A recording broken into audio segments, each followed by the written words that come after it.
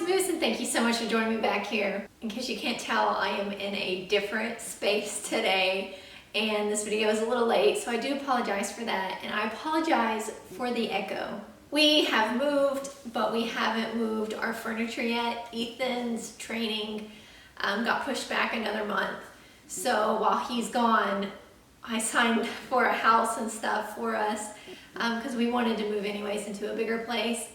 And so I've been moving what I can in our little car, but obviously we're not around family. Our family is from West Virginia and we live in Georgia. So I was not able to move the big furniture to kind of cut back on the echo. So I apologize for the echo. And if you can hear little pitter patter of feet, the whole house is laminate, our new house. And so you might hear the dogs walking around. They're laying down right now, but if you do hear that, I apologize. So yeah, I moved. Ethan is still not home, but should be next month. And I'm sorry that things are different. And I don't really know where my new recording place will be, because it'll be like another month before my bookshelves will be here, so I don't know. Anyways, today I thought it would be fun to do a tag, and we are going to do the end of the year book tag. I watched Haley and Bookland's video, and that's kind of where I discovered this tag, so I will link her down below, but this tag was created by Ariel Bissett. If I'm saying that incorrectly, I'm sorry, but it was created by her, so I'll also link her video down below. So yeah, let's just jump right into it. I'm excited. Question number 1, are there any books you started this year that you need to finish? Not really. I've gotten pretty good about either finishing a book that I've started or either just DNFing it if I'm not enjoying it. So yeah, there were a couple books that I DNF'd, but I don't plan on finishing those ever, so I don't really need to finish them by the end of the year. So no, not really. Okay, next question. Do you have an autumnal book to transition into the end of the year? Again, not really. I'm not really a seasonal reader. I kind of just read what I want to. I don't base my TBR or my book selection on the season. So no, I don't have any specific autumn books to transition into the end of the year. Next month, I won't be reading books solely because they're winter books. I didn't read specific horror books in the month of October because it was spooky season. That's just not really how I read. I understand the appeal of it, and I think it would be fun for those that enjoy it. But that's just not me. So no, I don't have a book to transition into the end of the year. Next question, is there a new release you're still waiting for? Yes and no. The release I was waiting for actually came out this week, The Queen of Nothing. I went and picked it up today. And let me just say, why are hardback books so dang expensive, right? Like, I prefer paperback in the first place, but obviously paperback isn't going to come out for a long while. I should have just got the audio, or not the audio, I should have just got like the Kindle edition, the ebook edition, but I didn't. So no, I'm not waiting for one. It already came out, but I am waiting to read it. I am currently finishing up the Court of Thorns and Roses series. Let me tell you, I'm on a Court of Wings and Ruin. I'm about halfway through, I think. Hold on. Yeah, 373, so I'm a little bit over halfway through it, I would say. I am really enjoying this series, let me just say that.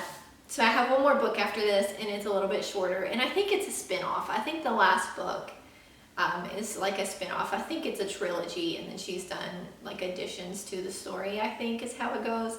Don't quote me on that, I'm not exactly sure. But yeah, I'm really enjoying this, and this is just kind of a tangent, but I just gotta talk about it because it's so great. This series is, I haven't read a YA series in a long time that I've been this invested in. Probably one of my favorite series of the year, I will say that. But breaking that tangent, yes, Queen of Nothing was my most anticipated release of the year. I read The Cruel Prince at the beginning of the year when I first started my channel.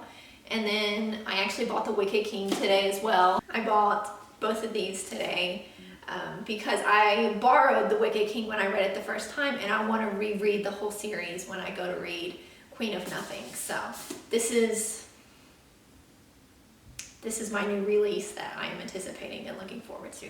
This series will be next after I finish A Court of Thorns and Roses. Okay, next question. What are 3 books you want to read before the end of the year?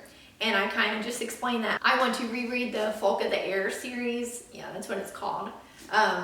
So those 3 books are really my main priority towards the end of this year.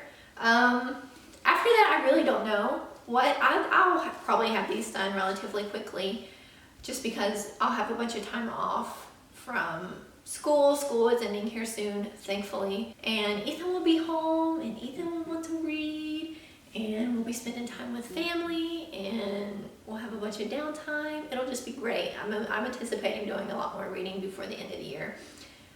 So after these 3 books, I really don't know what, but definitely these 3 books. Okay, second to last question. Is there a book you think could still shock you and become your favorite book of the year? Not really. I do have high hopes for The Queen of Nothing. That's actually why I went and bought it today, is I'm seeing so many people rave about it on Twitter, and so I really don't want spoilers.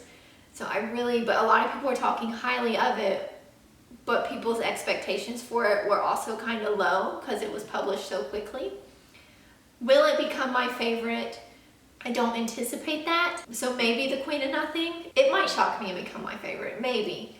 I really enjoyed The Wicked King. I think I'm a minority on that aspect. A lot of people enjoyed The Cruel Prince more than The Wicked King. I prefer the second book, so maybe the third book will outshine and I'll prefer that one. I don't know.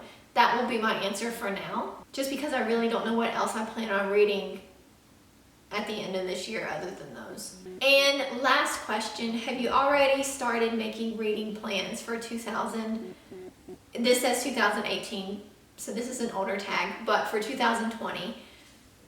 No, 2020 is going to be a busy year for a lot of reasons in my personal life that I won't get into just quite yet.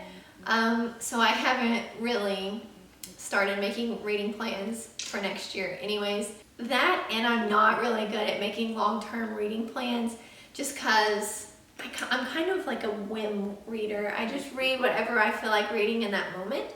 And so it's not realistic for me to make plans for next year because I know when the time comes, I won't really feel like reading whatever I have written down. Just in general, I do want to get more into adult fantasy books. Almost every book I've talked about here in this video have been YA, which is nothing wrong with that. I thoroughly enjoy YA, but I do want to branch out a little bit and get more into adult fantasy. I want to read some more Naomi Novik.